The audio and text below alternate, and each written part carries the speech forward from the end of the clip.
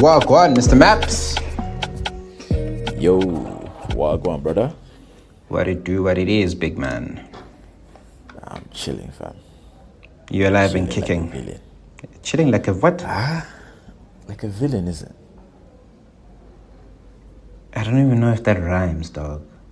Like chilling and villain. First of all, how young are you? We all used to say chilling like a villain. Where? In 2K. In school. Which school?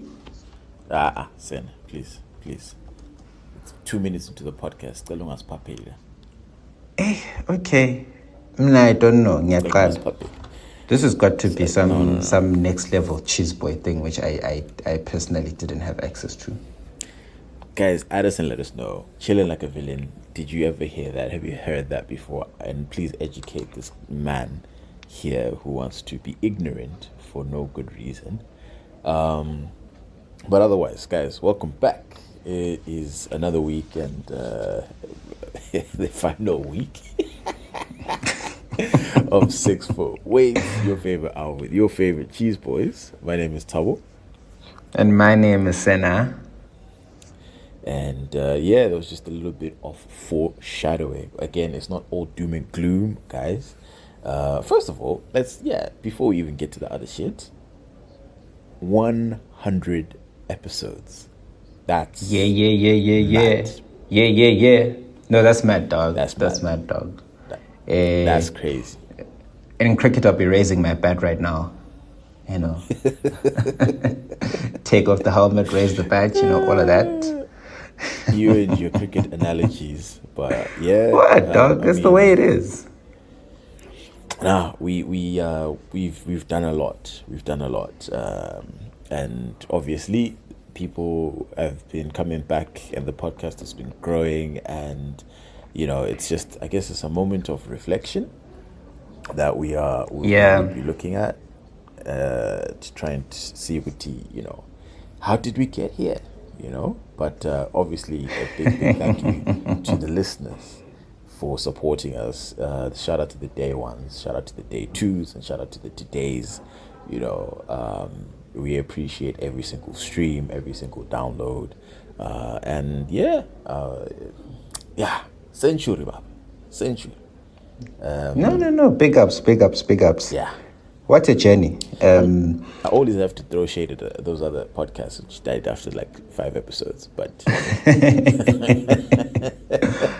from all the things that actually were birthed by level 5 lockdown and COVID-19 pandemic, because I think that's when we started. We started it in May 2020. Yeah. And at the time, I remember SA was under level 4, so we couldn't go anywhere, can't do anything, can't buy alcohol. And then an era. Yeah, it was an era, dog. So then we're like, that's actually what you think about, doing a podcast. I was already doing IP Thursday at the time, but then just to the podcast was different. It was easier. It was just super chill, dog. It was like literally just catching up every week and then recording. Yeah. I think what I found surprising was the number of people that genuinely enjoyed it, because I think that whenever I reflect, I don't think I ever envisaged that we'd get to the number of streams we got to, as well as the number of episodes we've recorded. I didn't even know if we'd do it beyond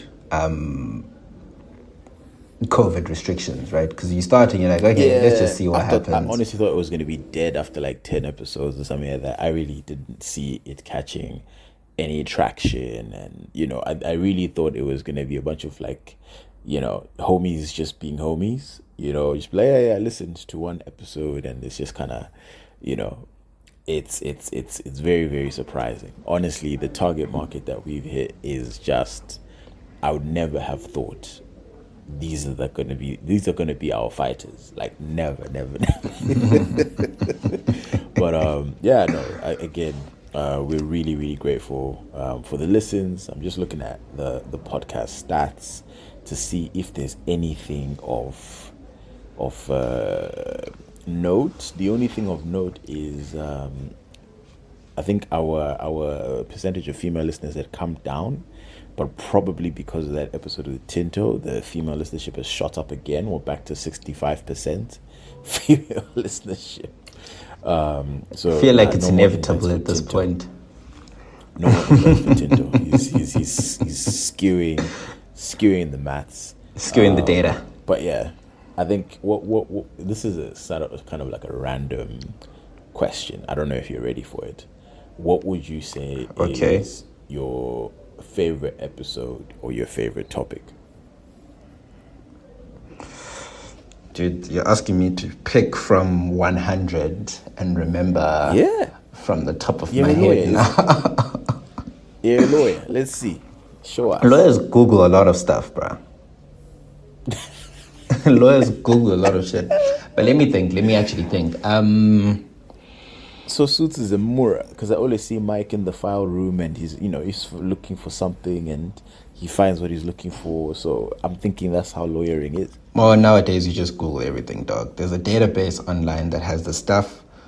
It's very rare that you're going to turn to a publication or a file. Most firms are now paperless. A lot of firms are now paperless. But for the most part, the whole sitting, going through files, if your law firm still does that, it's very backward and archaic and you need to get with the times. But anyways, let me think. There's the one episode that we did was it the end of 2020? So that would be the end of season 1. I don't know what episode number that is. Yeah, that was hilarious. Yes. The on-brand finale is up there. It's up there. Yes, yeah, episode. Yes, 32. That was really fun to record because I think obviously we'd been getting a lot of traction. We're coming to the end of the year, winding down. Yeah. We actually I think this is a good note to leave it on. And then I really enjoyed recording that. There's a couple of episodes we've done with my cousin Umtogo. I think he was our first guest on the podcast, and he's a regular. Yes, officially, yes. Yes, and he's a regular a feature. He comes every once in a while, so those are always cool. Those are memorable as well. Obviously, the ones we've done with King Kandoro and Tinto, amazing. Just the laughs more than anything. Both times we've had Kandoro on, and both times we've had Tinto on.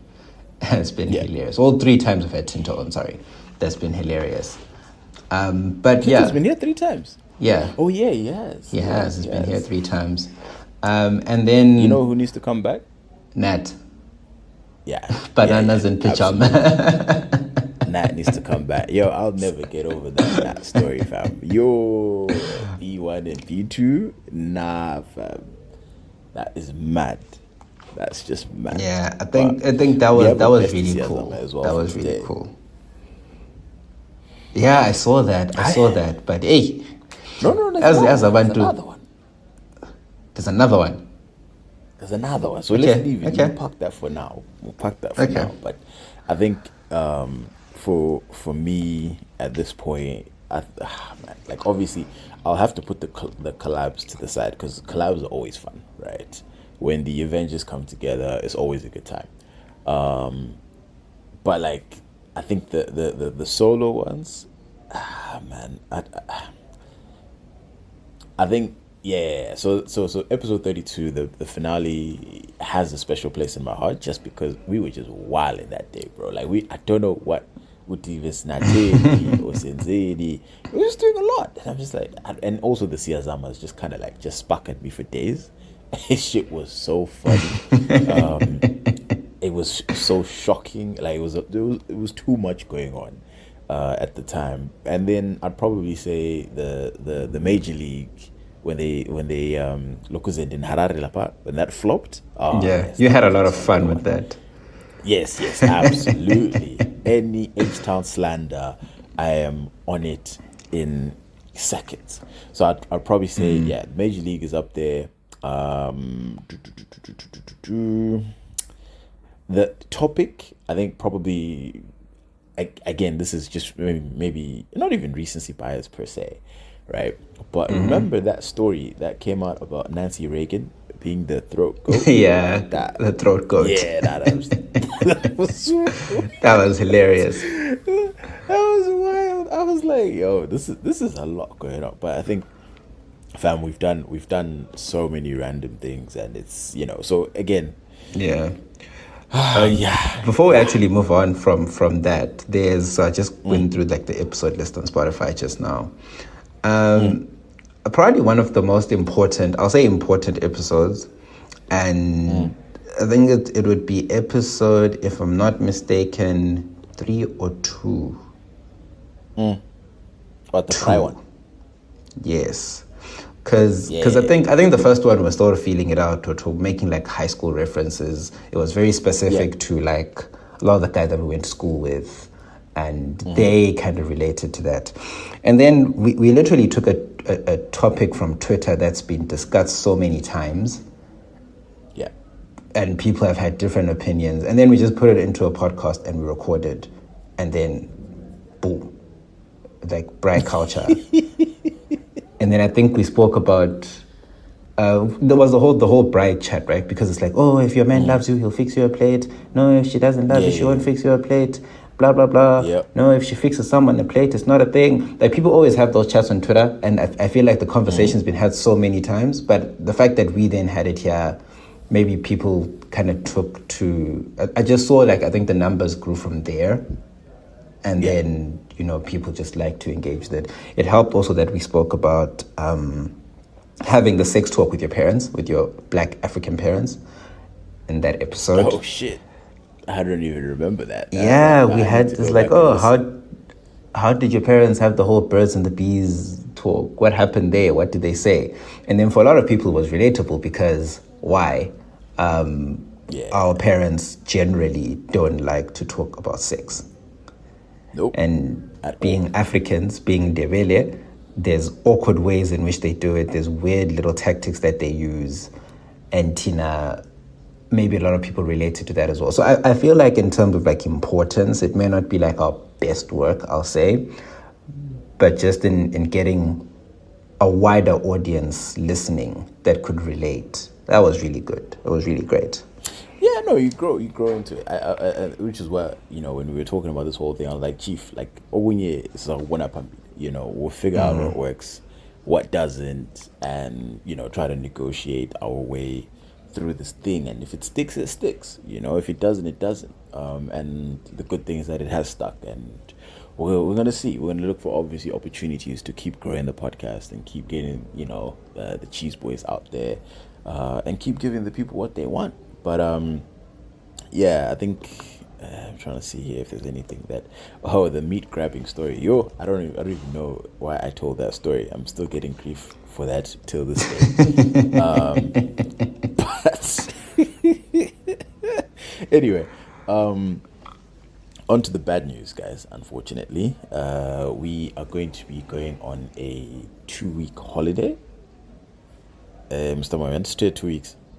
2-week break. Yes, stay a 2-week break, but then we could potentially extend it by 1 depending on circumstances and the situations. Yeah, basically.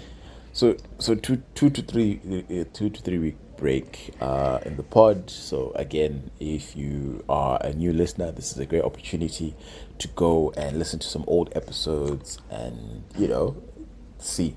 Catch you might up. miss something. Catch up. There's 100 of these bad boys, not including the bonus ones that we used to throw in back in the day. You say, lockdown was peak, bruh. Lockdown was peak, bruh. Like during lockdown, we could have an argument on Twitter, like, actually, let's just make a bonus episode. Literally, we spoke about Trump, Zuma, like all these random episodes, Bora. But yeah, anyway, there'll be no pod, unfortunately, but we will, we'll be back. We'll be back and better than ever to push strong into Christmas. But yeah, stay tuned. If you are up to date on all episodes, then I know Tinto's got your back. I think Brunch and Bantu should be back soon, if I'm not mistaken. I think they said end of this month. So yeah, you've got look, in Girl in Skies. I don't know what to come back. I'm not sure. Are they also on break or are they releasing?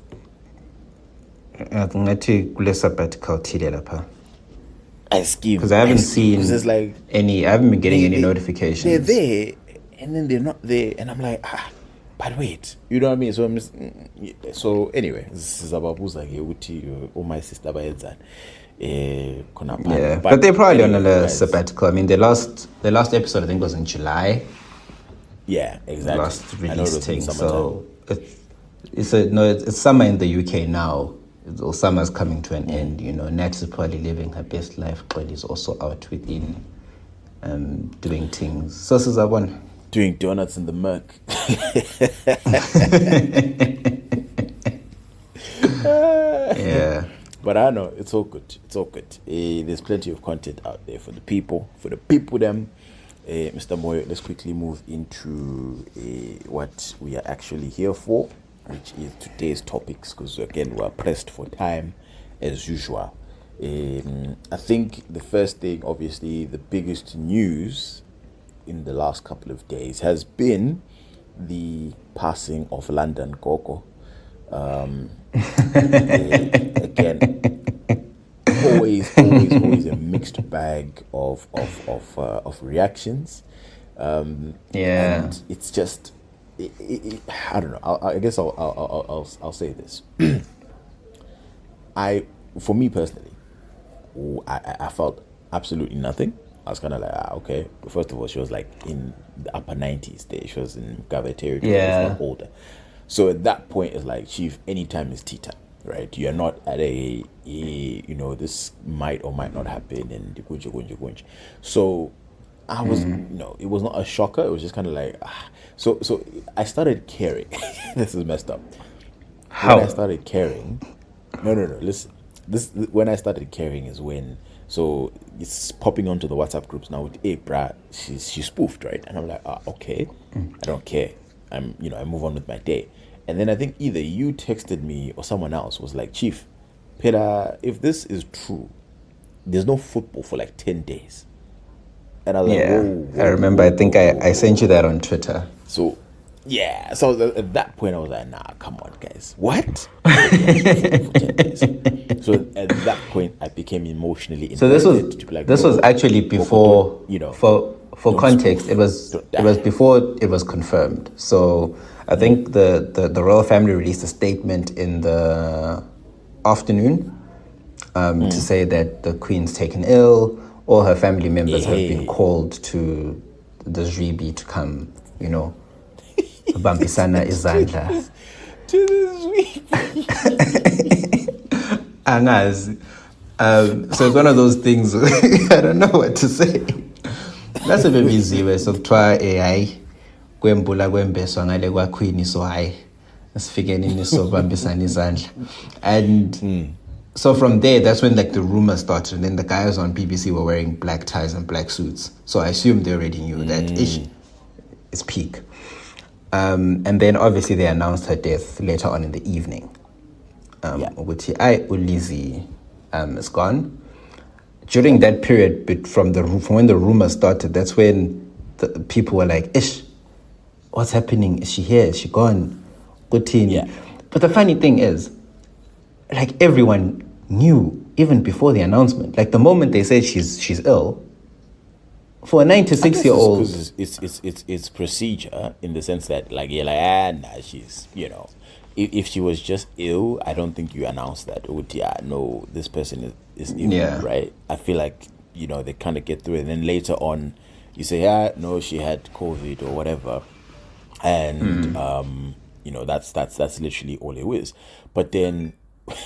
with her, obviously, if you put it out there, a lot of people are just kind of like, in that morbid already mood. But and then I try to get in touch with some British friends who are into the monarchy and stuff like that, and people are properly distraught, bro. Uti, hey, I felt like she was my grandmother, like an extended family member, and I was like, really? Really? Okay. I mean, okay, fair enough. I respect that. But like it was, and then what was funny. has it drama yonkile. But what was funny was our look was it our boss or the president, right, sent an email company wide, and he's British, and a lot of the business Yeah. is centralized in the UK. So Oh, same as he same sends as out us. an Yeah. email, and then he's like, hey, it's a long paragraph item, which we are mourning, we're in a state of mourning. Gunje, gunje, gunje. She was a pillar of strength, and all these, what was it, superlatives, right, about the greatness of Queen Elizabeth. And he then goes, Uti, we have, I think he said something about we have in-house counseling services for Onzua. Like if you're struggling civilly to deal, you there's people that you can speak to about this, and if you need time to mourn, like just chelu manager wako. Then I was like, time I should hit up my manager, be like, I know I'm emotionally distraught. Can I go? And we're getting the day off. Get We're a getting the day off. for the funeral next week Monday. So I was Yeah, like, isn't it a damn. bank So, holiday anyways? yeah, for the UK, right? We don't get any Okay. any other UK related holidays. They have nothing to do with us, right? Until now we Okay, well follow okay. UAE, holidays and laws and whatever. So this was the first Yeah. one. He was like, no, company wide. We say London as whether you're in America, Dubai, Africa, Asia, whatever offices that we have, you have a Yeah. holiday. We need to mourn the Queen. And I was like, oh, okay. So like literally roll my eyes through 90% of that email. Then the last line, it was like, no, day off. I was like, all right, chap. Yeah, I'm also in mourning.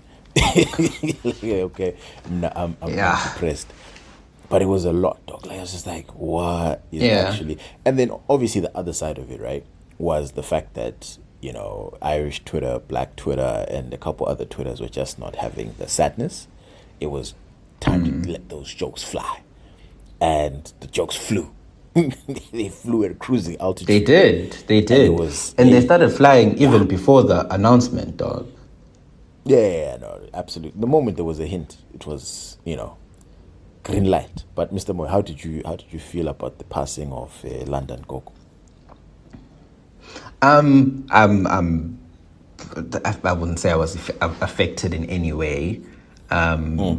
When obviously the rumors start speculating, you get interested in it as a news thing more than anything, right? It's like when I found out that Mugabe was dead, right? It was like it's a news topic. It's nothing that I'm emotionally invested in, except with Mugabe. I feel like I was more emotionally invested in the Mugabe. Except Mugabe, I was emotionally no, invested in the negative after he died. It's like, you guys want us to mourn. I take it back. I was just like, whatever it is, dog. He's gone. Same thing with. He was out of power by the time that he tweeted. Yeah, he was out of power. So he was now just like an old man. Yeah, it was just exactly. It was just a bally. So I feel like I don't know. I wasn't really emotionally attached to his death. It was more so when the Lappy stepped down. I feel like that's weird. I was emotionally invested in that when there was the whole coup and definitely. what. That shit was the Asante Sana era. that was powerful. So then when she signed out, right, I immediately got onto Twitter because I knew that the jokes were flying, and they were flying, bro. Like, black people we're the funniest race on earth, dog. Like, honestly, people are super creative. I don't know how to say it. People are super creative, right? And they were making jokes, making fun, and then here's where it got weird, right? Yeah. And then you had a lot of royalists who then came on Twitter to attack black people and Irish people and Caribbean people, to be like, hey, it's disrespectful. This is a monarch. Someone lost a family member. It's just an old woman. You must always mourn the dead. Yeah. I was like, it's asking a lot, right? Colonial legacy. I don't want to get into the whole colonial legacy thing because I think it's, we all know. I mean, we can touch on it in the sense, like, at the end of the day, right? I also got someone DM me. One of my boys DM'd me, and he was like, bruh, that's a bit tasteless. It was which one was it? I can't remember what I had posted. It was like this meme of this. It's a random clip from a video, and the caption was how Charles is feeling right now. And if you play the video, it's this guy that goes, "Smells like promotion," and then everybody. Yeah. The one that killed me is the one where he's chilling with his his new, the new school clothes. Sleeping next to the Adam, like tomorrow's CV's day. Yes. And then the AFTV one. It's time to go. But anyway, what a wow. Yeah. So he DMs me on that tip. Chief is a bit tasteless, and I'm like, actually no, because at the end of the day, the reason, and he's out of the country. Right? He's in another country. He's settled. He's doing well for himself. All this other shit, right? And I'm like, the reason I'm where I am, and why you are where you are, right? And thousands or millions of Zimbos, and not even Zimbos, millions of Africans around the world are not in their home countries, be directly traced to Umamalo. Like, again, she didn't start it. No, she didn't start. I'm not saying she started. Yeah. But she ain't stopped the shit either. You know what I mean? Like, at the end of the day, these are some of the, like, she actively worked against some of these things. When Zim and, Ghana and all these other countries were fighting for independence. It's like, no. That's not a good idea. We don't want that, So all these things, it's like, now you want me to be like, no respect and, we more. Nah, fam. Like, again, I'm just kind of emotionless about it. And if I'm going to laugh and share jokes, whatever, it is what it is. But it can't be a case of what it is. It's like one of them, like, you have to turn the other cheek. Uti, there's all this other history, but just because, Masalo Lo Gaseko, it's like, okay, now we still need to be respectful of that. It's like, nah. Yeah. If you want to be. Well, black people are always expected to be the bigger person, anyways. Like, history demands that. Like, it's the craziest thing, right? So it's like, all this happened, but you should be the bigger person. Like, you should be the bigger person. I remember I was helping my girlfriend move out of her place, and so when she moved in last year, the place hadn't been cleaned, right? And then when she was moving out, she cleaned, but it was like, okay, I'm not going to bust my gut trying to get the spick and span and get professional services involved. And the white landlord comes and says, I'm going to charge a 500 Rand cleaning fee because this place is still filthy. And we're like, no, but I found it filthy, right? And then she goes, but that was different. It was a different time, right? The agent didn't do her job. Like, but you can't pass that responsibility on to us. And you know what? This woman then goes, no, but just because it wasn't extended for you should be the bigger person. I'm like, no, the days, nah, it's not a thing. And literally, a lot of Europeans like to do that, right? Like, hey, you guys should just be the bigger person. You should let bygones be bygones. Forget it happened. Forget slavery. Forget colonialism. Forget the racism. Forget your whatever. It's all in the past. No, it's not in the past. It's still in the present. Because you're still benefiting. You still benefit today. Right? So, and then there was the argument that, So I was gonna say real quick, I'm willing. I'll entertain that argument. Someone goes, no, hey, I wasn't there. I was not a slave owner. My dad was not a slave owner. Like, you cannot put this kind of thing on me, right? And I'll be like, oh, all right, fine. Like, I'll still counter with something else, right? But I'll be like, okay, I'll lay if that's your defense sharp. But Lisbeth Ebekon, like, literally, she was within doing a tour of Africa. Which actually, like, I can't blame you because you were there, dog. The argument they make is that she was at the forefront of decolonization.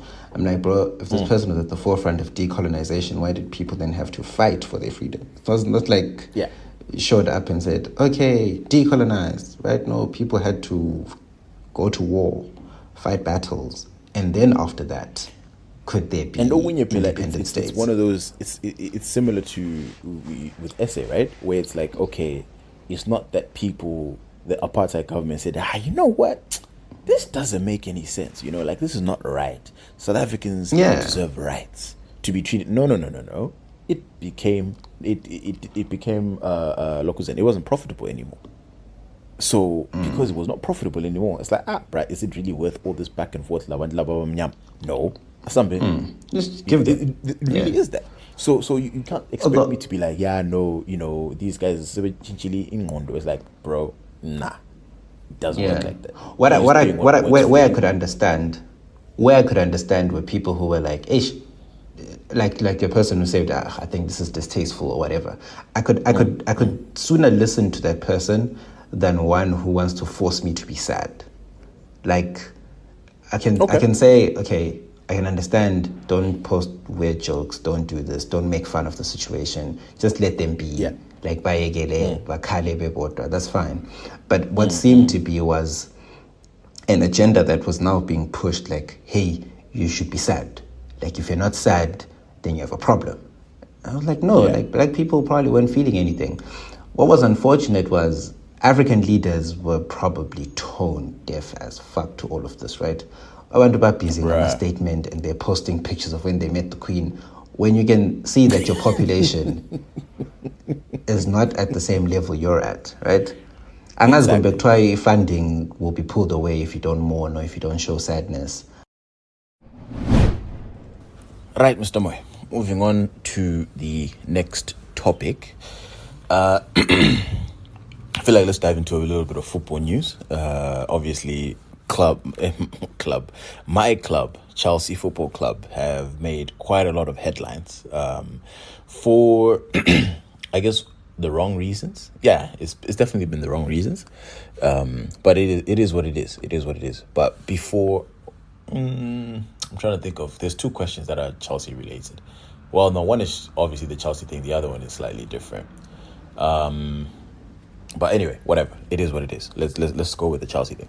So, as you know, usual listeners of the podcast will know, I've been very, very dissatisfied with Chelsea's performances. It's been painful to watch. Even though we've won some of the games, it's been a very, very, shaky start. I'm not confident at all in the team. We've just not looked good. Individuals have looked good, but as a team, we just don't look serious. We don't look like, CIS into Cienza. So, because I'm such a brilliant individual, the owner of Chelsea, Todd Bowley, saw things the same way. And he decided to fire the coach, Thomas Tuchel. It's a premature I believe that it was a very premature firing in terms of the timeline. He had just gotten a full squad. Yeah. Yeah, no. He let it rip too quickly. He let it rip way too quickly, in my opinion. But at the same time, I think this is where Tuchel would have been in December. And by December, we're completely out of the title race. We could be out of Champions League, FA Cup, who knows, right?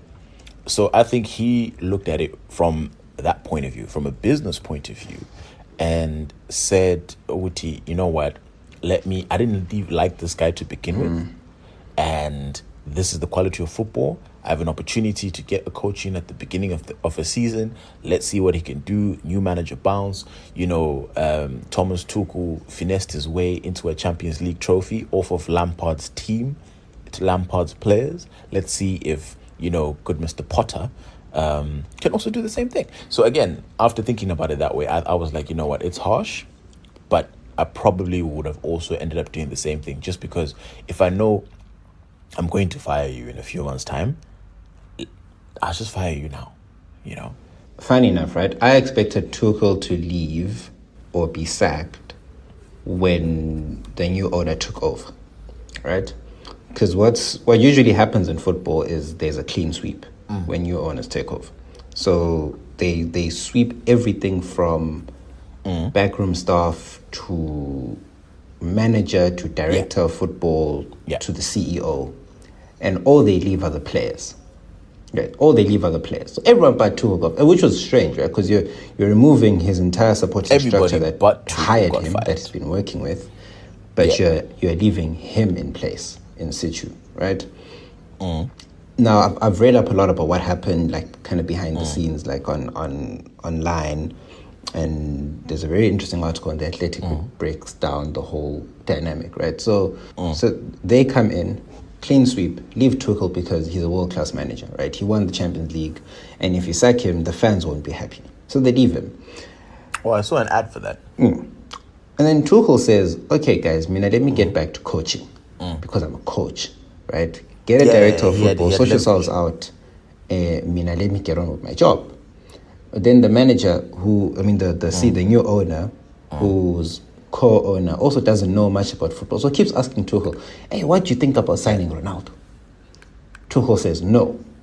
As the one who knows football, there's no need to sign a 37-year-old striker who's currently struggling at United, right? So, which is a reasonable footballing decision. It's subjective, but if your coach says no, then accept the answer for what it is, right? The problem then becomes when stuff like that happens, they don't move him along, they keep him, right? So they keep him in situ. Yeah. They go through the transfer window. They start the season. The season hasn't been terrible. It's just been mixed. You guys have still been performing, I think, slightly better than Liverpool, if not the same as Liverpool. Nah, again, it's not about the results. The performances have been poor. Very, very poor. They haven't been great. They haven't been great. Poor, Baba. Poor. P-U-W-A. They haven't been great. But you've managed to squeeze how many wins, right? The Spurs game, you guys played amazing, even though you didn't win. It's 2 wins. Yeah, but which is what I've been saying about the team. What do we play up to our opposition? Like, if it's the Big Six, I know we're going to have a good game, right? And which is why it was even more important that Tuchel got fired, because in the games against the Big Six, we saw the quality. We saw the vision. But why is it when Leeds comes to town, they beat us 3-0. We go to Zagreb. They beat us 1-0. Zagreb doesn't belong on the same pitch as any of the Chelsea players. None of those players at Zagreb are fitting in the starting 11. Maybe, Mendy, Asuaz, but who knows, right? But, at the same time, it's one of those things where you see the players still have that quality, but they're not doing it for the manager. And if they're not doing it for the manager, why should I have the manager? I can't fire 22 players. I really can't. But my chat is, there was a lot of change happening in Chelsea, right? So with all of that happening, there was bound to be some teething problems on and off the field, right? You can't just say, hey, we've left the coach and playing stuff as they are. The thing is, we already know the owners didn't believe in the guy, right? But it's like, we can't come in and fire the owner, because Chelsea fans would have revolted, because it's like they were in love. Bruh, the way some Chelsea fans are in love with Tuchel, I'm like, guys, you guys, Tuchel threw away the season last year. We were top of the league. No, not really. We were on pace to win the league. We lost our left back and right back, and Tuchel had 0 ideas. 0. Yeah, and that can happen. And that can happen. There were seasons between, I look at the United team between 2003-4, 2004-5, and 5-6. Those 3 seasons, United were nowhere near winning the league, right? That Arsenal team, the Invincible team, was amazing. And then Jose came, Chelsea won it twice in a row. It was only after 3 years when Ferguson's team bounced back again. So you're telling me for 3 years, your attackers couldn't score goals? Is that what you're telling me? 0 attackers. No, we weren't amazing. Yeah, but at the end of the day, we're just far off the pace. We're just not as great as the other teams. There's a difference. If you're far off the pace, right? If you're far off the pace, then okay, sharp, you're far off the pace. But to be inept on the offensive side of the ball without Reece James and Ben Chilwell, that is not a good place for your team to be. If literally all it takes is get rid of those 2 players and the rest of your offense is done for, toasted, then no, that's not good enough for me. That's not good enough. That's not world-class management. I don't disagree with that. I don't disagree with that, right? But do you not think he would have turned it around? I think he could have turned it around. I think Tuchel's a good enough manager to know things are going well. Those attackers, again, you know this. Once players stop believing in you, once you stop believing in your manager, it doesn't matter at that point. And that's why managers get fired. If Jose is still great. Tuchel is still great. A lot of managers who've been fired are still great managers, but it's because that batch of players that they were playing with were not good enough. Or sorry, not good enough. They were not good enough. They just stopped believing in him and his ideas. So you have to get rid of the coach. But you give a manager. But you give a manager at first the chance to turn it around, right? So I think I mentioned this in one of the chats with you. 2020-2021 season, right? Klopp's Liverpool only got top 4 by like a whisker. Remember, Alisson scored a header, and that's how they made top 4, right? That season was a failure for them. There was a time when they lost like 4 home games in a row, 3 home games in a row, whatever it was, right? It was terrible. And people were like, Klopp's men are now tired. It was difficult, right? But then they were like, no, Klopp will give you a chance. And he turned it around. They were in the Champions League final the next season. Yeah, but the big difference is that's not the culture at Chelsea. That's the culture at United. That's the culture at Liverpool and Arsenal. Arteta got the time. Now, look, the team is good. They potentially could win the league. Potentially, right? But those are the cultures of those clubs. But Chelsea, the last 20 years of success has been because of Pumangena. That's really what we've been. I'm happy with that because my team wins. So for me, I saw the writing on the wall. I was like, guys, Jomlo, I'll fire. You know, and people, hey, no, he won us the Champions League. He stuck with us during sanctions. I'm like, where was he gonna go, fam? He was acting like Tuchel was making £1,000 a month. If this guy was paying millions. If Tuchel left, he would have had a job. United would have taken him quick. But Arsenal might have even considered him. Any other team would have taken Tuchel. Yeah, but at the end of the day, he's thinking, I'm in a comfortable situation. I am the man here at Chelsea, and they're not going to get rid of me because of all that I've done, right? So that's why he never left. Like, rightfully so. Yeah, rightfully so. But all I'm saying is, let's not pretend like he stayed out of some form of loyalty to the club and he's got that dog in him or whatever. No, we all make selfish decisions in life, and I'm not judging him for it, but I'm not praising it for it either. I'm just like, no, he made the smartest decision. He surveyed the landscape. United is toxic as hell. You're looking at Tomban. Who was that guy? The PE teacher who was there for your season. Ragnick was there. It's shambles, right? You're seeing Arsenal. The players aren't good enough compared to what you have at Chelsea. Liverpool, they're not going to get off Klopp. So who's there? What jobs are available? Barcelona's got Xavi. And then Bayern Munich has got that, I forget what his name is. They're good on the coaching side. PSG's good. Well, had Poch been fired at that point? Maybe not. But he's been fired from PSG. So PSG's not really even an option. He was on his way out. So again, if we're talking big European clubs, there really was not many. Conte was already there at Spurs. There was not many teams. Unless he wanted to go and try to Vusa Newcastle. But really, there was not going to be... He was going to go out, and then if a team made a move, he'd be lucky to get that job. Not lucky, but as in he'd be lucky if there was an opening, right? And whatever. I don't think he'd be unemployed for long, right? But it's just a risk. He'll get a job. But also you have to keep in mind, right? This is his profession. And a lot of managers like to manage. They like to be in a job. A lot of players like to be in a job. They want to play for a team. No one wants to just sit and be unemployed. It's still a job to these guys, right? So, Tuchel didn't have that many options, fam. He really didn't.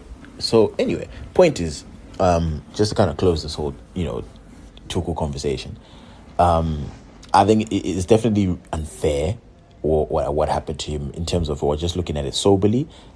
It was a rough one, right? I don't think he deserved to be fired that quickly. But if you're projecting into the future, I completely understand how he got fired and why he got fired, because you're not seeing any improvement. Our trend line is pointing southwards. It was not pointing north. We were not going in the right direction. And it's only hope, Gupela, that would tell you, no, he would have turned it around. It's only hope. It's only hope, because Tuchel did not have a track record at Chelsea of turning shit around other than the new manager bounce season when he won the Champions League. Other than that, the next full season that he had, he was Umlilo Mapep. The moment he lost, no. It's because of the momentum he built in the first side of the year, the first half of the year, and also the ineptitude of United, Tottenham, and Arsenal. But if it was this version of Tottenham, Arsenal, and United, are we finishing third last season based on our performances? Well, absolutely not. were absolutely not. And we almost even threw it away. We had to actually play for our lives. The last few games of the season, 4 or 5 games of the season, Chelsea fans know it was big. Ones were like, these ones have been third for this whole time during the season. And, someone was in striking distance. Was it Arsenal? I think it was Arsenal, yes. Arsenal was in striking distance and Tottenham. Remember, Arsenal and Tottenham were battling. You guys were out of it, by far. But Arsenal and Tottenham were battling, and then they paised, right? And Leicester, I think, was somewhere in there also in the mix. But we were just the best of the worst, which is not good enough for a club like Chelsea in this era. Unfortunately, I'm sorry, it's just not. And it's unacceptable. And, But anyway, quick question to wrap this up. Another story about Todd Bowley. He suggested, apparently, a all-star game in the Premier League. What do you think about that? So similar to like what American sports do, like is it the NBA? Yeah, so NBA, NFL does it, but NBA is the easiest one to kind of explain. You have different conferences. You have the Eastern Conference, the Western Conference, right? Teams in both conferences, and then the All-Star game is just the best of the best in the East, plus the best of the best in the West, and they play one basketball game, and in the middle of the season, it's a one-off. It's a chilled item. Again, it's not an intense game. It's more of an exhibition. So big dunks, Steph Curry shooting from outlandish places. It's entertainment. It's fun. It's for the fans. That type of energy. Yeah. Yeah, and then obviously it's all your favorite players on one team. Like, oh my God, Steph and LeBron are on the same team, type of thing.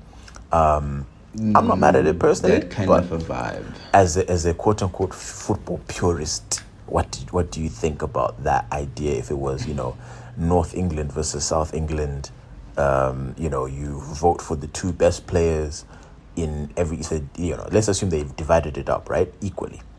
There's 20 teams in the Prem, right? So they've done it 10-10.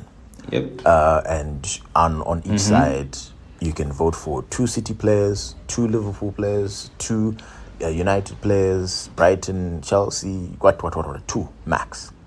And then, the best manager in either side, they manage the game, and it's about players, having fun. It's an exhibition, doing, like that, in that type of fun atmosphere, but also it's a game that they try to win. So what do you think that could translate? So it's not the first time this has been suggested. I think the first person to suggest it was Lukaku, and he got roasted for it because it's like, Chief, do you want to play football? You want to play basketball? So you think he thinks he's playing in the NFL? You guys are not serious. It's a great idea. Lukaku had this thing where he thought he was in the States. But anyways, so look, I don't. I'm a bit ambivalent about it. Like, it's like, if it happens, I'll watch it. But if it doesn't, I'm not too vexed, because I don't think it's as big a missed opportunity as some American people might think. So you think whatever, whether it happens or not, I don't care. Yeah, of course, there is so American sports is, and I'll say this, it's geared a lot towards entertainment. Right? Yes. It's entertainment first above all else. Yes. So whereas in Commonwealth and UK territories, what you'll find is sports are geared to be, 1, competitive, 2, steeped in history and rivalry of some sort.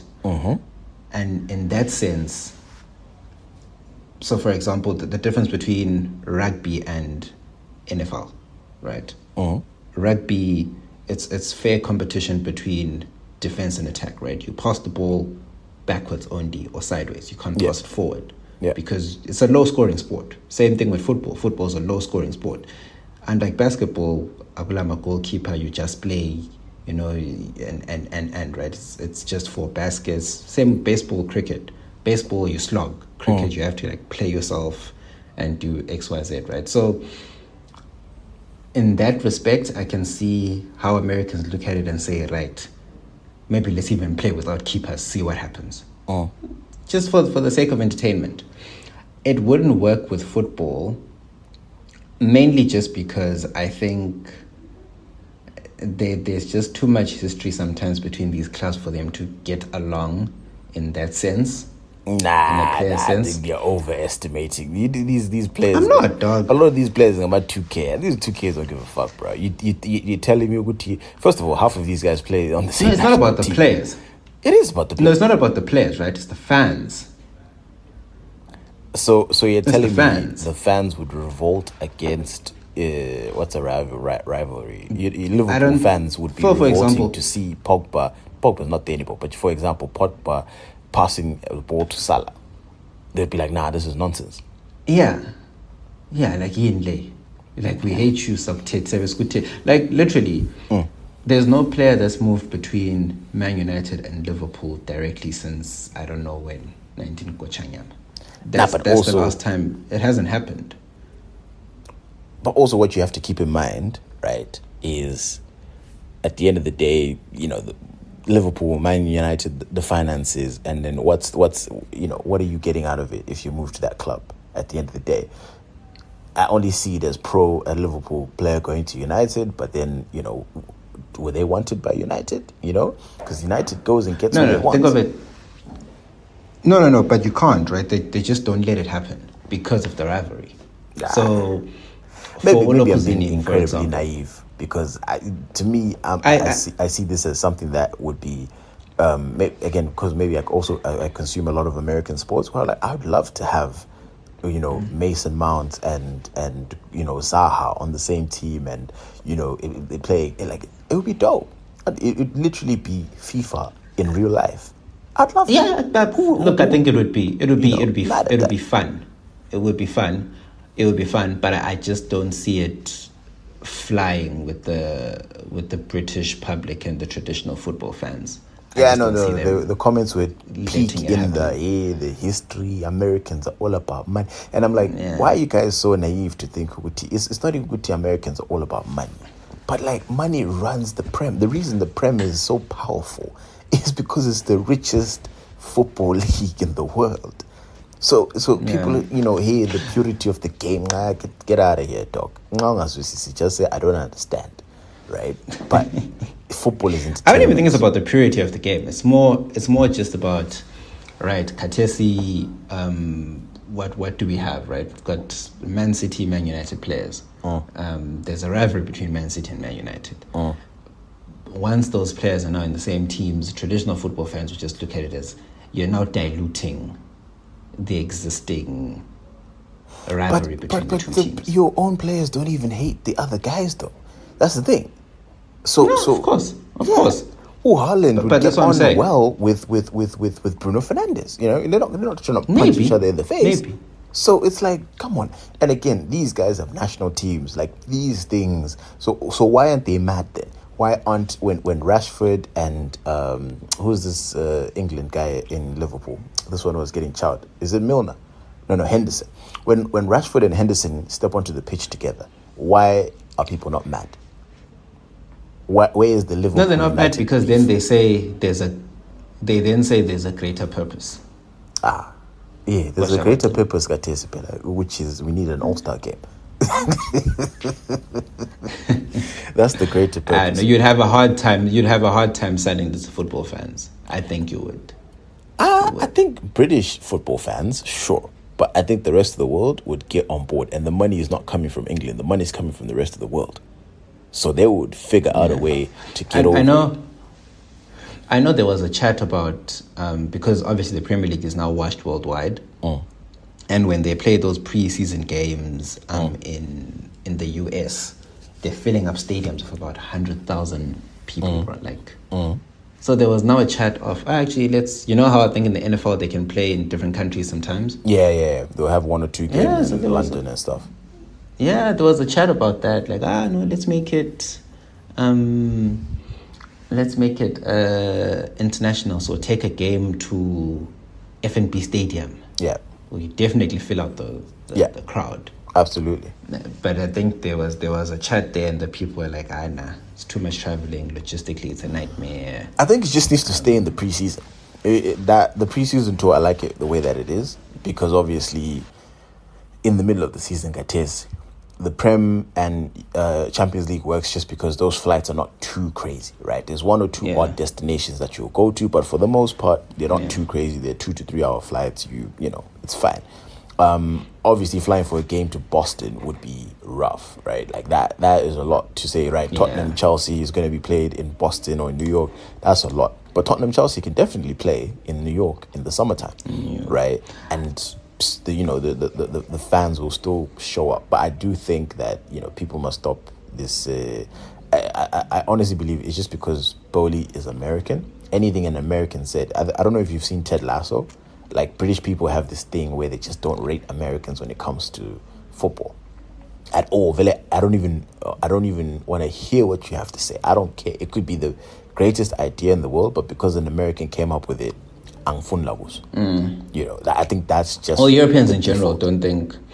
But I think... what I actually think it comes from is there's a certain arrogance that the US does things where it's like, we know better than the rest of you. Because they make a shit ton of money, though. No, outside it... Yeah, that's the thing, right? So that's where that arrogance comes from. And at times, when you're coming into a sport which historically you don't have success in, and you're going to tell those people what to do, they may not be as apprehensive. Yeah, but the reason why the US is not as successful is not because they don't know football. It's not that. It's just the time, money, and resources invested in football in the US is nothing compared to the resources invested into American football and the NBA, right? Those are different. And if you look at how much money is generated from those two sports, I'm pretty sure the Premier League is dwarfed in profits compared to, and the Premier League is watched by the rest of the world, right? Yeah. I think the most valuable sports franchises in the world are those American NFL teams. I think it's the Dallas Cowboys. I think, if I'm not mistaken, Real Madrid, like 4 billion. Real Madrid is only 4th on the list. Like, it was just American teams up there. Look, I'm like I said, I'm ambivalent to it. If they decide to do it, then go for it. I'll watch it. I'll probably enjoy it. If they don't, I understand why you'd have a hard time. You'd have a hard time selling it to traditional fans because of the reasons that I. Yeah, no. I've noticed with the England, yeah, but it's strong, lapana. I don't know. Arrogance. No, not arrogance per se. I think it's American arrogance mixed with English sort of. I don't even know how to put it, but they're obsessed with being traditional and cultured and whatever, right? So it's like if I tell you now, I think Test cricket is dead, right? I will have a lot of, especially English purists, coming for me saying, hey, Test cricket is the pinnacle of cricket. It's not dead. Hey, the 5-day game is still alive and strong. It's the original. It's the traditional, whatever. I'm like, no. To be honest, I'm not going to get Tabo to watch England versus South Africa Test. I can get him to watch an ODI. Yeah, for me, Test was always boring as hell. Test, I didn't even know what the hell was going on. But ODIs, absolutely. I love ODIs. But I completely, I agree with you, Owuti. I think, you know what, it has echoes of, hints of, when I see how, what can I say, how aggressive the pushback is from British people when these ideas float from America. It kind of reminds me of like being a black guy. When they're like, hey guys, we need to employ black people. They're like, Sati, you're turning all these movies into, like Little Mermaid is a black hand, and ones are not happy. Yes. It's that same. Imagine energy. when they get a black James Bond. Exactly. Get a black. It's the same guys. And that's why I laugh at these things. Because I'm like, I know as a black guy, I know this thing is all too familiar. You smell like, God, this smells very familiar. Immediately. This was like I feel like, again, if you're black and you're listening to this and you've been reading the comments and the pushback for that, I'd be very curious to hear what you think. To be like, no, it's really not the same energy. But that type of gatekeeping of purity and tradition, guys, like we've heard. You lose money before. Because of that, right? You become. Because I remember when. You'll become like BlackBerry. But at the moment, the Premier League is doing well. Of which Sky, to be honest, credit to Sky. Sky took over. They were also being criticized at the time. Sky took over the rights to broadcast the Premier League and took it worldwide, right? So they started distributing the game worldwide at a time when Italian football was the best. But then they were like, no, let's just take this thing internationally. Yeah. And see what happens. And then what happened? The richest league in the world, watched everywhere.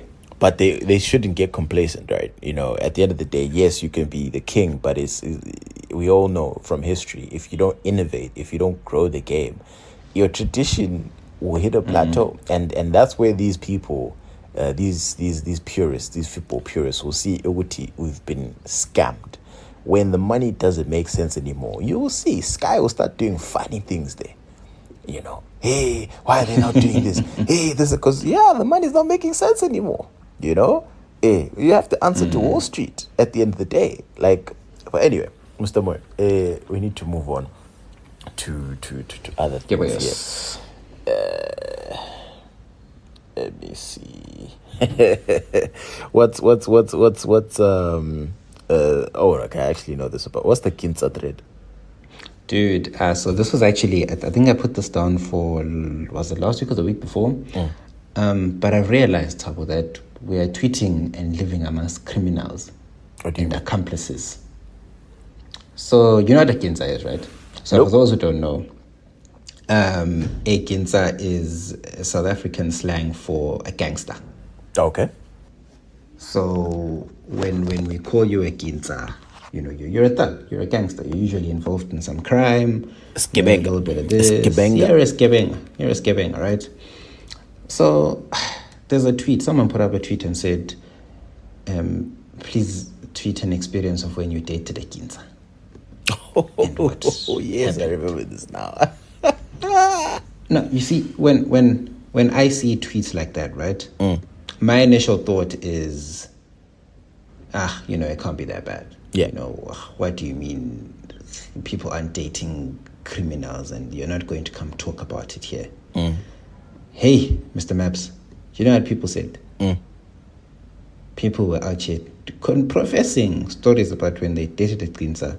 There was a guy who, this was the funniest one. This girl who said she dated a guy who would, during sex, he'd take out his gun and point it at her.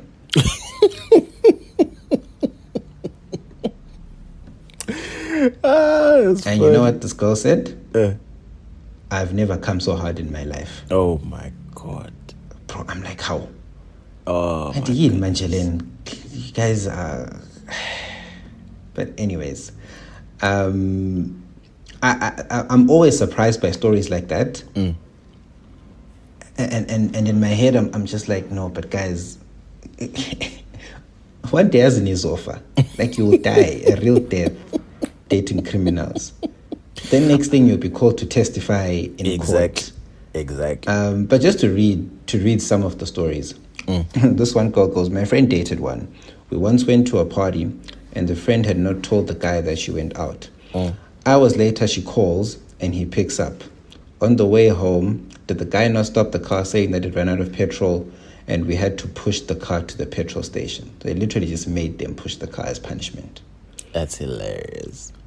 So bro, there was nothing wrong with the car? Nothing wrong with the car. He was just flexing. There's another one who pulled the gun on his girlfriend and her friends because they went out to a club without his permission, which I didn't know you needed, but wild. Cool. Bro, I'm just there like as Nizo testify, but Mr. Maps, when you don't have any Kinsa experience, I assume. No, absolutely none, ever. It's not my my spec. It's not my cup of tea. No. When I get No. It's not a thing. It's not a thing. I think ultimately, I'm Nangasaba guys personally. I'm not that strong. And people be testifying. No, I once dated a murderer. I'd heard rumors before, but one time he got angry and I saw flames. She had to move 1,000 kilometers in 12 hours just because of that. I don't even feel bad for you. If you knew that and you went running for that, then, but it's probably, you know how that whole thing where girls say they're like, bad guys. Bad They boys. like bad guys. Bad boys, exactly. This is exactly what it is. I'd be curious to see if niggas also think the same way. If you're a guy and you're looking for, well, yeah, it actually does happen. There's plenty of niggas out here trying to save hoes out the streets. And I'm just like, she don't want to be saved. Like, come on, dog. Don't save her. It's unnecessary. It's so unnecessary. But anyway, what's this Ray J social? Oh, yeah, so he's coming out to say that whole Indaba sex tape was a whole agreement. Yeah, but he said that. I think you even told me that. Yeah, so he's come back to say it was like signed paper. Like fully. Kris Jenner watched the thing, they sat down, they signed on paper. So I think they were trying to make it seem like he leaked it all those years ago. So my guy says he's got receipts, he's got a contract for the release of it. Why say this now?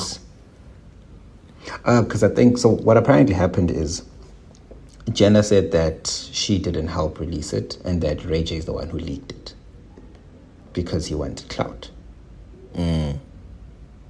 So Ray J is like, I didn't leak anything. We had an agreement with this person to release it. Mina lie. So imagine watching your daughter's sex tape. That's sick. I mean, hey, listen, bro. I respect Kris Jenner. She knows how to get the bag. I respect that. Get the bag by any means. There has to be some things. There has to be some things you wouldn't do for the bag. Like, surely, dog. Fam, she's a billionaire, or at least her kids are billionaires. She's a millionaire. I think the kids will get over it because they live in very, very different lives. Had she not done that, they're probably in very different situations. Maybe the mental health is much, much better, but I'm pretty sure that they can dry their tears with their millions of dollars. So, I endorse it, but at the same time, I judge. So there's actually like an additional tape which was never released. So I think what you'll find is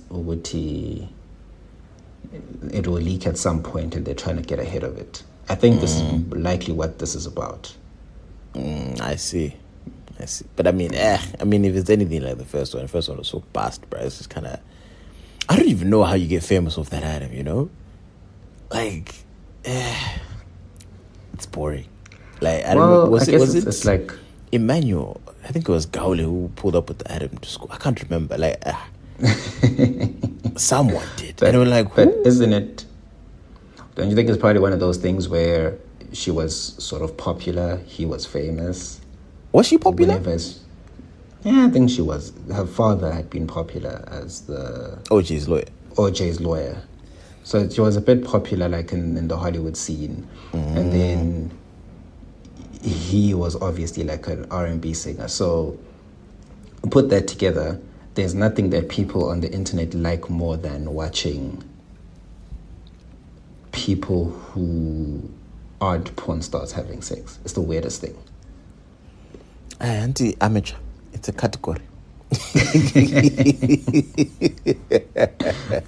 I don't know why, whether it's more realistic or... I guess, some people, are like, I want to have something that's kind of like I would be in that situation. But in what world would I be in a Hollywood mansion with, a huge pool and a huge kitchen and whatever and just walking around in stiletto? Like, you know what I mean? Like, it's like, I'd want to see the one where it's like it's a little one-bedroom apartment and a couch and that's it, So maybe that's the psychology.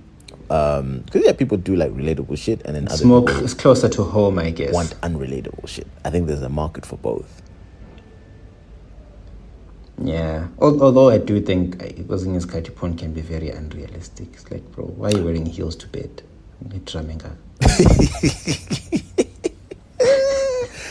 I've actually been in that situation, and it's like, at that point, it was taken straight from gags. It was taken. I knew really this is a move from gags, and it's like when you're still very young. It's when you realize, bro, like, because it's the hand is in cowgirl, right? So if you can envision that, the heel is actually shabering your thigh.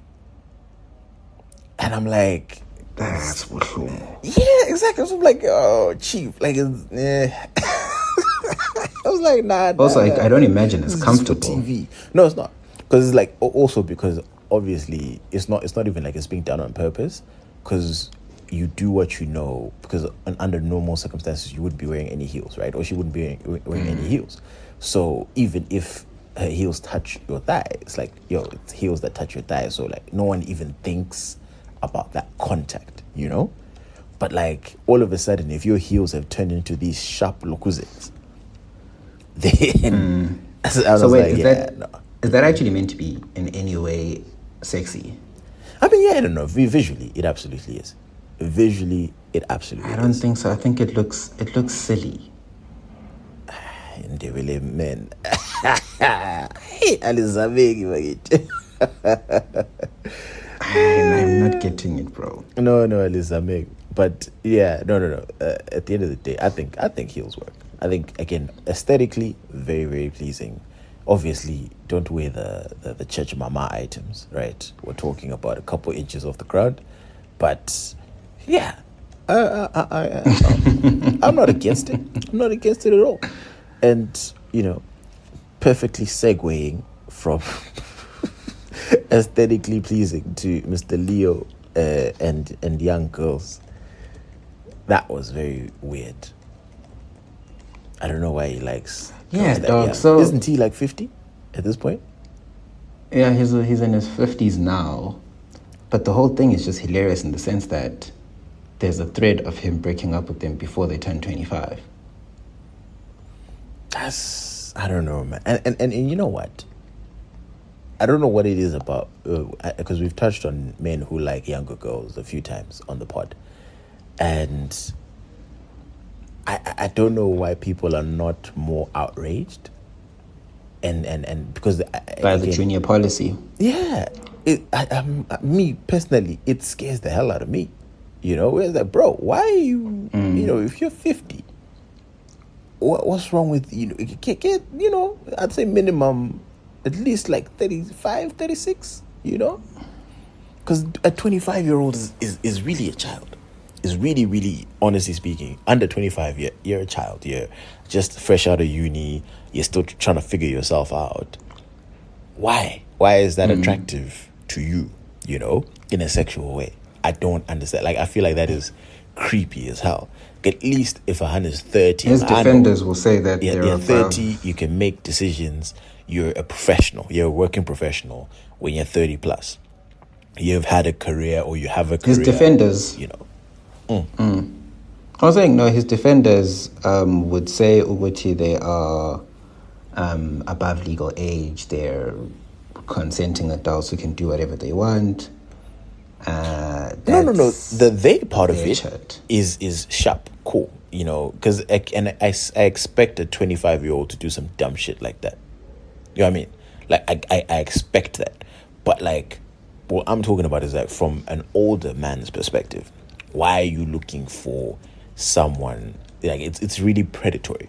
Like, if you, at the end of the day, like, get someone who can speak up for themselves, defend themselves, and not feel like you are a they need you. Without you, there's no way out, type of thing. I think that's you're priming someone like that to be in an abusive, emotionally abusive at the very least, relationship. Where they'll feel like, no, like, I can't leave this guy, no because that's bargaining my power, nothing. Yeah, and it's like that's creepy as hell. And I don't know. But it's probably just to be controlling, more likely, right? Because once there's an age gap, the level of control is high, right? Exactly. But control and emotional abuse are very, very close to each other, man. Like, it's not. You can have control and be in a situation where you and your partner have that respect, right? And it's like, okay, cool. If she says this and you say this, you guys talk about it, you come to a conclusion. But I can imagine, bro, some girl who's like 19 or 20 and we are trying to reason with that person. Yeah, like you can't even have like a proper. Normally, see when you get into like a fight. Yeah. What are you fighting about? Bro, you should probably How do you even should resolve put you on issues? Instagram live, bro. She'll put you on Instagram live once you guys are beefing, dog. Like it's like shit doesn't make any sense. Like that to me, I was kind of that's so weird, fam. But like also at large, most of the world is kind of laughing at it and be like ha ha ha ha ha, and I'm like, this is not really a ha ha type of situation. Dog. Weird. No, it's a guy with a junior policy, and the way it's like consistent. I think that's what I'm always like, yo, dude. No, there's that scene. I don't know if you remember in Game of Thrones. I can't remember who the character is, right? But Tywin Lannister sends. You remember Lady Olenna, right? From that place is I've forgotten her. With the roses, the capital that has the roses or whatever. The one who poisoned Joffrey. That's Lady Olenna. Oh yeah. That Coco. Yeah, I see her. Yeah, Yes. that Coco's husband became master of coin, right? This is soon after Ned Stark's death. So that own went to Bravos with the gold, with a couple of the gold cloaks to negotiate for more money for Westeros. Blah blah blah blah blah. Anyway, so one of the gold cloak guys goes to a brothel, and there's a scene where the lady who's managing the brothel is saying, "Hey, we've got perfect girls for you. Like, tell me what you like, and I'll get you the girl." And she lined up like let's say 5 to 8 babes, right? And he's like, "Nah, too old. Nah, too old. Too old. Too old. Too old." How? And he looks at her and he's like, "Do you have any younger?" And she was like, let me look. And she looks around, finds another girl, because like, nah, she's too old. And then at the end, she ended up finding this like small looking, frail, and I'm guessing in the show, she was meant to be really, really young, like, anywhere between 12 to 14 type of shit, And he was like, yeah, she'll do. And it's just kind of like, and his thing was he wanted to physically hurt them as well. That was his thing. He wanted to physically hurt the girls. So I'll see what episode it was with this. Maybe I doubt the scene is on YouTube, but like it's that type of shit where I'm like, again, I don't think I'm not accusing Leo of physically abusing these girls or anything like that, but I'm just saying you're really, really close to that territory, and yeah, it can of get controlling behavior, right? Yeah, it can get. It's a very slippery slope, bruh. It's a very, very slippery slope, and I'm like, bruh, I don't think this is the way things should go. But anyway, Mr. Moy, let's slide into Siyazama and wrap this thing up.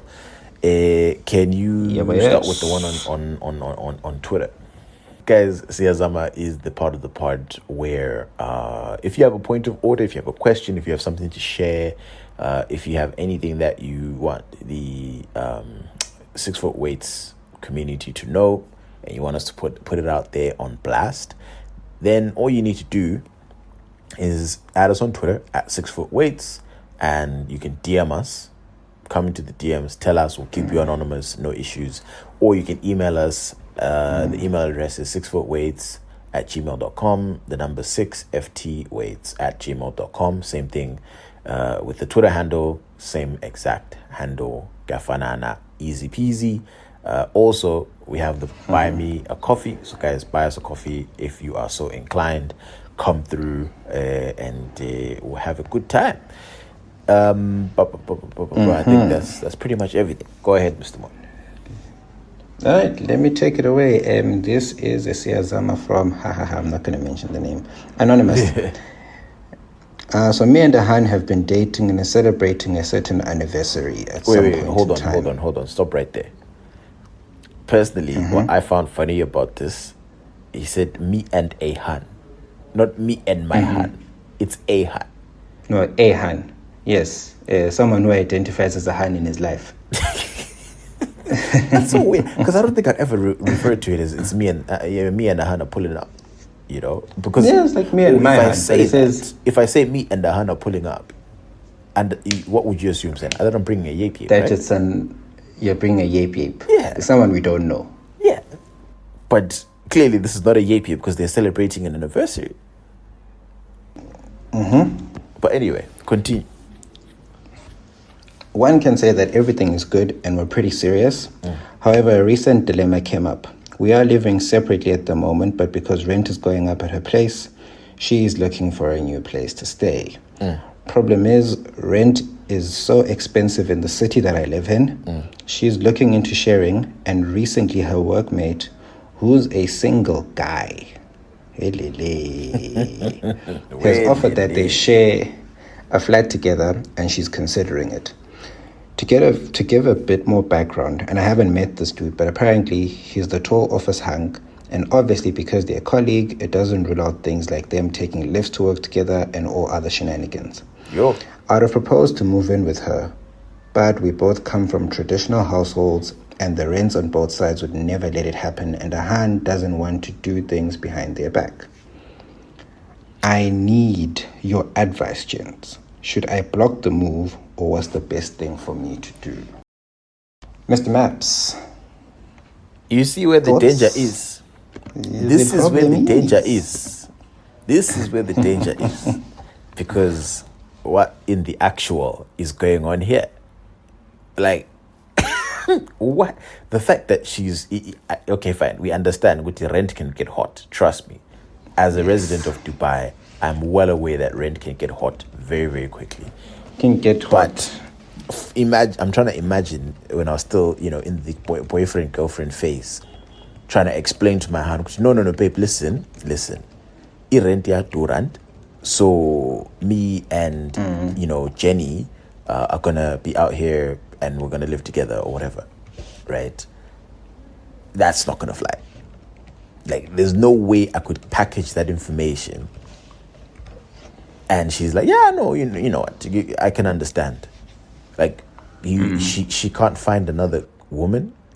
You know what I mean? Like, that was my first question. I'd be like, Chief, why can't you find another Han? Like, in the same situation, find an area to live, you can carpool. Why must it be this guy? He's a single guy, so he has nothing to lose. Because my outlook on single people, I do not think there's any onus on single individuals to respect a relationship. To respect your relationship. I would never, if someone is single, I'm not going to look at you funny and be like, hey, why the fuck would you do? No, bro, you are single. And if your hand is willing to step out on you, then that's not my problem. You know what I mean? Like, I never blame single people. Never, ever. Like, nah, check, bro. If that's what you want to do, shut. Right? But there could be consequences, because she could be dating a crazy nigga, then you fuck around and you get shot. Then, that's your consequence for that, right? But like, other than that, consequence. I don't blame single people. So obviously, if he's seeing the hand and he's like, yeah, I'm trying to line this up. If this hand, stays with me, then sharp, eventually will be within. Yeah. Then I don't blame the office hunk for wanting to do what he's doing. I really, really don't blame him. But also, I would run away in terms of the relationship personally, because if your hand is considering, not even Uguti, she's decided, but if she's coming to you like, babe, coming to that, I'm genuinely considering this. Nah, chief. Nah. Because also, see, he put in at the end, right, the part about our families are traditional, so we can't live together. So your traditional or her traditional as family is cool. Family with her. Would rather she lives with another man. Bruh. Make it make sense. Exactly, make it make sense. Like, we understand families can be if she can get away with staying with this guy, then it means you two can get away with staying together. It's really that simple. You guys can make it work, but she's trying to hit you 10-0. Can make it work, definitely. She's trying to hit him 10-0. And this is a red flag in the sense that, so one of the things that I usually always say is, I think it's important to date people and be in relationships with people that can be empathetic and considerate towards your feelings, right? We obviously don't mean now it be unreasonable in terms of what you're feeling. But if you know that something has the potential to hurt your partner, if you know that a specific situation has a potential to make your partner feel maybe slightly insecure, slightly threatened, perhaps it's not the hardest thing in the world to just avoid it completely. This person now bringing such to your doorstep, ngathi mina, that's a red flag, bro. It's like there's a blatant disregard for man's feelings and emotions and whatever, right? I think her even considering it, like Map said just now, that's a red flag. Like it's Yeah, that's a in red her card head. offense. Like, In she her doesn't even head, have to has confirm she? to me. That's a red card. Like, Yeah, how and much like I'm just thinking, in her head, is she now like reconciled with that fact and said, yeah, actually, this is fine. Like, she thought about all the possibilities and said, this makes sense. This is cool. This is an alternative. This is an option. Like, bruh. Like, it makes there's no way, dog. There's no way. Like, even if he's not a quote-unquote hunk or whatever, or attractive, trust me, dog. Like, there's no way. There's no way you can try to explain to me why you need to live with another man. Like, it's different where, so for example, in Dubai, right? And I'm sure all over the world, there are apartments where people will share those apartments, but it's like random. So it'll be a 5-bedroom apartment. Random people. And each person has their own bedroom, right? And it could be a hun that lives in one of the bedrooms. It could be a guy. When I first moved here, I had one of those apartments where like the bedroom that was next to mine, it was this random lady. I was like, okay, cool. Then the other bedrooms were guys. I think it was like 3 guys, 2 girls type of thing. But again, people don't even talk. Maybe if you're in the kitchen together, hi, and you move on with life. But like, yeah, if you're in that type of situation, sharp, right? But not me and this person from the office just decide uti, 2-bedroom and Jack, bro. No. So I think what sucks is it's not a long distance relationship, right? It's literally the guy is there, like he could move in and they could hide it from the parents. Like why isn't I'm she not fighting sure with no babe? How can we work this out to make it Wuti? How can we work this out? Like, I feel like that should be first prize. Exactly. And on top of that, like I didn't want to say this because maybe Mans wasn't thinking it. But Maps, do you think there's a possibility to go say or say I mean, maybe ukhono tshotshelayo, bro. Office hunk is already within the situation. Obviously, this is heartbreaking to suggest. Obviously, if you're listening to this, Harry Mechi. This is actually really fucked up, man. It really is fucked up. But I no, but like I mean, what's the justification for this guy being considered to be brave enough with her to be like, this is an actual suggestion? Yeah, I think this is the one I actually want to live with. For us to be thinking about that type of thing, right? I genuinely believe Oguti, there has to be a lot of foundation for the two of them to be at that point where it's like, this is a consideration, and I know of situations that can be so wild. Like Hans can really be that wild to be like, you know what, let me test Senna, let me just see, you never know, Senna might agree. Then now me and my side piece live together, of which at that point the main becomes the side, because now you're coming to see him, and then the moment you drive out, and it's sounding like Mpo from Filling Station, Pela. It's really sounding like that, where he's being told, Uguti, no, me, purity, this and that. I'm not assuming she's saying that to you, but like, she's giving it up wherever. Exactly. It's like, nah, bro. Like another is disrespecting your hand, and she loves that shit, bruh. Yeah. Me, my advice is like, Chief, I think let her go, bro. Let her go. You'll be better for it mentally, because if she's thinking that way, Yeah. I'm actually very invested in this, because I would like for him to then go and say, Chief, why would you suggest moving in with a man?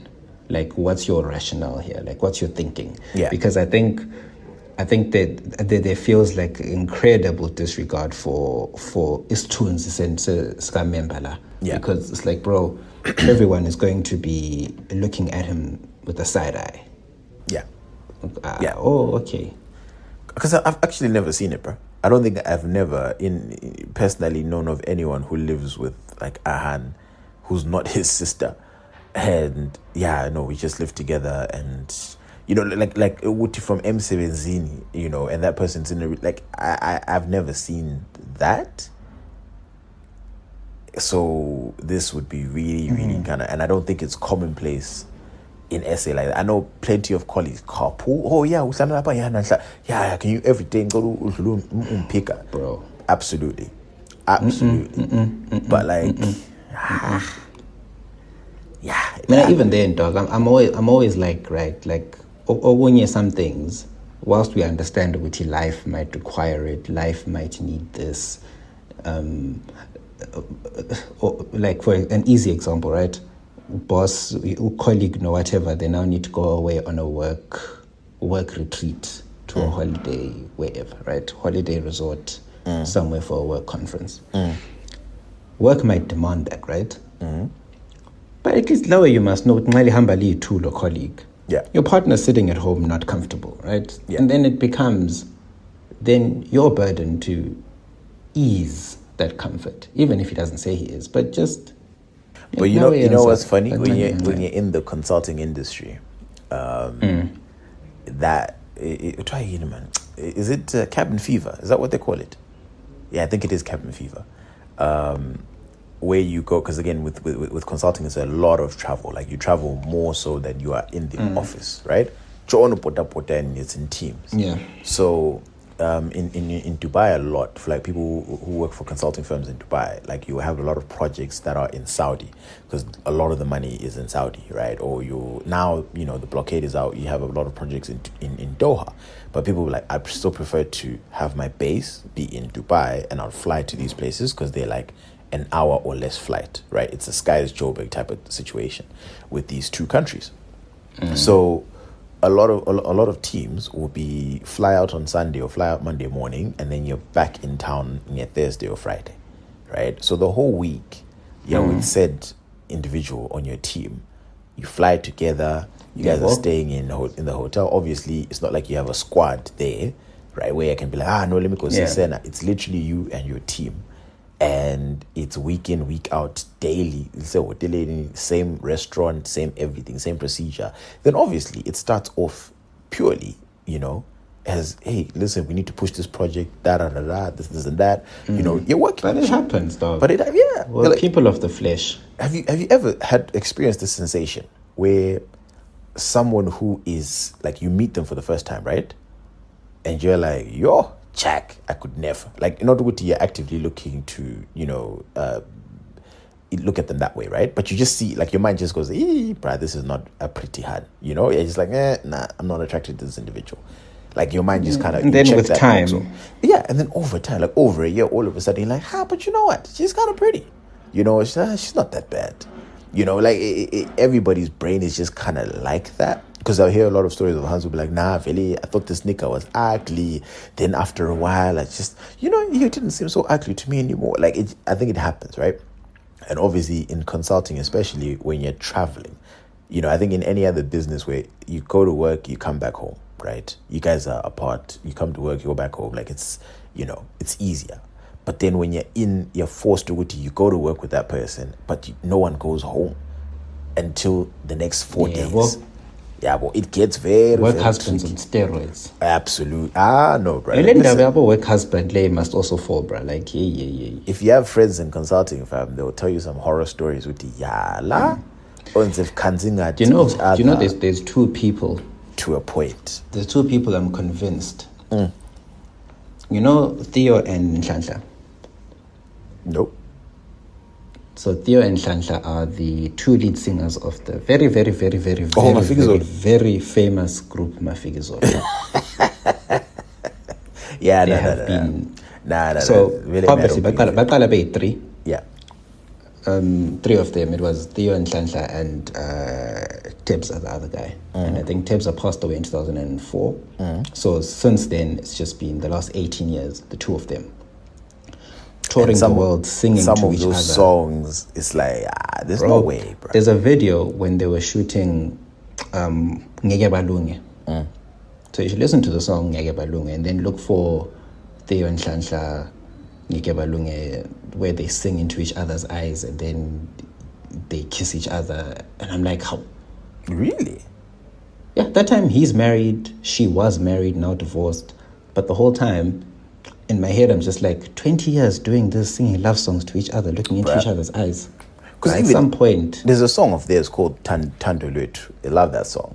But like, if you're singing that, in my mind, if I'm singing that with some random hand, you know, and I'm really singing Sibili, because it's my profession and I need to fully invest, like, bruh, and she's doing the same? Guys. You know what I mean? And like they're doing 50 takes in the studio, writing this together, sitting, getting it done. And I'm always like, okay. At least writing is fine. Performing it, though. Every night, you must look into each other's eyes in every city. In Durban, PE, Cape Town, Joburg, Pretoria. Like, nah. Fuck that shit. Then you go to Nigeria, Ghana, UK, USA. You're touring the world, right? You two and your band members, maybe. All I'm saying is, I'm not saying Uguti, you know, people can't be faithful, but if you put yourself in enough compromising situations, you are bound to let your flesh get weak, and you're bound to make your partner or significant other uncomfortable. But, so, you know, sometimes you can't fight these things. Okay, we'll put a pin in that for now.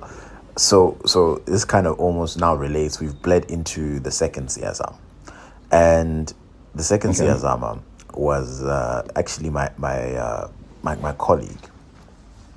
She told me this. It was a funny story, right? So I can't remember what we were talking about, but then she just mentioned, I don't know how. Like I can't remember, but like you know when someone hints at something and you ignore the hint, and then now they just drop it, right? Where you're like, bruh, listen, me,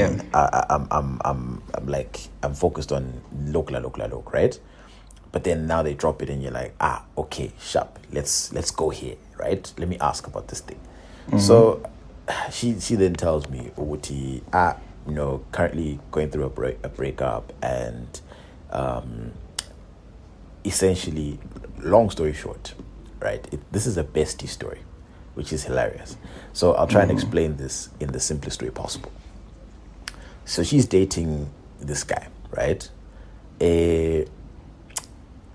Let's say the guy is you, right? For the sake of this example. Okay. So she's dating Senna, and Senna has a bestie. Senna has a female bestie, okay?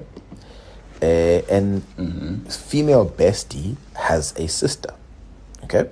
So Senna, female bestie, and bestie's sister are all in a squad together. And you already, and female bestie's sister is your ex, Senna. Right? So you get where we are for now. Oh, wow. Right. Okay, so I'm now dating my ex's sister. You dated? No, I dated my bestie's sister. Yeah, exactly. You dated your bestie sister. It didn't work out for whatever reason, but you guys are all still cool. Lee squad, right? Now enter in my colleague, who then says, right, me, I'm feeling Senna, you the boy, you know, sharp. Let's see how this goes, right? And throughout the relationship, I think it lasted like a couple months. Throughout the relationship, she tunes Wuti, you know, it was one of those things where Senna worked really, really hard to sort of create lines between her and the squad. So there would be moments where like she feels like she's an outsider, and then it's you, bestie, and bestie's sister, and then another guy friend who's also within the squad and stuff like that, right? So you guys are like all gamers, right, including her, but you'd prefer to game with the squad, and you're not really including her that much. And the way that also the other thing is that the way that you were treating her as a friend, so there was no like real romance, like caring, you know what I mean? Like there was no, she was like, she didn't feel like she was a girlfriend. She felt like she was a homie. So me, I burst out laughing. I'm like, damn, we're good peak. She goes, chief, this is nothing. I'm like, true nice. She then goes, there was even a time where apparently, so who's your favorite artist then? At the moment, it's probably Chronix. Chronix, right. So Chronix is coming to Cape Town, right? and you are sort of deliberating with, you know what, I wish I could go see Chronics, but imala is laini, you know, like, whatever. And then she goes, you know what, Senna loves Chronics. Let me just buy him the tickets for this concert. So then she buys you the ticket, right? And you're like, oh no, great, fantastic, danko. You go to the concert, and I forgot this part of the story, but for some reason she was at your crib, right? So she's at Senna's crib, chilling, and you have you know how like you can, we all have like AMA monitors, right, where we can connect to our computer, dual screens, blah blah blah blah, right? So your monitor is connected to your laptop, and it's going off, like it's just flickering on and off, on and off, on and off, like very very fast, like a flash, and it was annoying her, right? So you're at the concert right now, you're having a good time, and you know, like you just texted at the beginning with saying Figile, you know, Chronics is about to start, and then now your monitor's doing the most, and she's like, you know what, this thing is annoying me, let me switch it off. But when she tapped the off button, the Adam then turns on, and then his WhatsApp is logged in, right? So in this case, Senna's WhatsApp is logged in, and it's all these messages that are on the screen from Ukai to the bestie. And one of the messages are like, oh my God, Chronics is amazing. I'm having such a good time. I really wish you were here. That's the message. Oh. And she's like, bruh, like imagine she's bought you the tickets and you're texting another hand, I wish you were here. And she was like, Gunzi.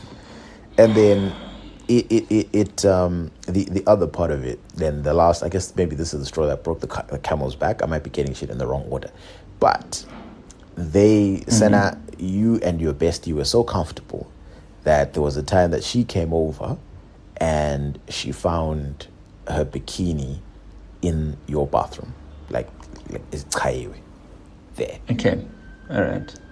And she was just kind of like, you know what? Oh yeah, the way this ended was so funny. So like, because this is really some Senna shit to do. So she's gathered all this information. What do you mean it's some Senna shit to do? Listen. She's gathered all this information, right? And she's just kind of been like, you know what? Because she brands herself as a cool one. With I don't like drama. I don't cause drama. You know, what, right? So she's like, she came to a decision with, you know what? Let me just remove myself from this situation, because I feel like I'm the spare tire in this whole ensemble. So let me just leave it, right? And she goes, she has a conversation with Senna. Senna, let's talk. You know what, Senna? I feel like it's better for me and you to be homies. And, you know, like, again, there's no bad blood at all. I just think, you know, it's not really how I want to be treated if I'm a girlfriend. So I'm going to, I don't think you're giving me that. And then this is the part that really, like, had me die, right? So Senna's now heard. Senna's now been told, these are your talas, right?